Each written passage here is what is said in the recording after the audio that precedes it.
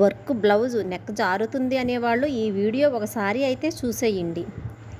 నెక్కి మధ్యలో ఇలా డాట్ లాగా కుట్టుకోండి. ఇలా కుట్టుకోవడం వల్ల నెక్ వెడల్పు తగ్గుతుందండి, పైన చిన్నదిగా అవుతుంది.